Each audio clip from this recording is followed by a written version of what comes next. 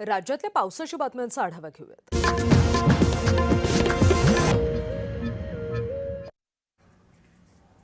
विश्रांतीनंतर आपलं स्वागत आणि आता बातमी आहे केतन अग्रवाल हत्या प्रकरणासंदर्भातली। या प्रकरणी आणखी धक्कादायक खुलासा समोर आलाय। आरोपी सिया आणि चेतननं 4 महिन्यांपूर्वीच गुपचूप लग्न केल्याचा पोलिसांना संशय असल्याची सूत्रांची माहिती आहे। कुटुंबियांना माहिती न देता लग्न केल्याचं त्यांच्या व्हॉट्सअॅप चॅटमधून समोर आलंय। पोलिसांनी दोघांच्या मोबाईलमधील डिलीट डेटा रिकव्हर केलाय। रिकव्हर झालेल्या डेटामधून तपासाला महत्त्वाचे धागेदोरे मिळाले अशी माहिती सूत्र देत आहे। क्राईम वेब सिरीज चित्रपट पाहून हत्येचा कट रचल्याची ही माहिती मिळालेली आहे। दोघांच्याही मोबाईलमधला डेटा रिकव्हर करण्यात आलेला आहे आणि त्यातून काही महत्त्वाची माहिती पोलिसांना मिळाल्याची माहिती सूत्र देत आहे।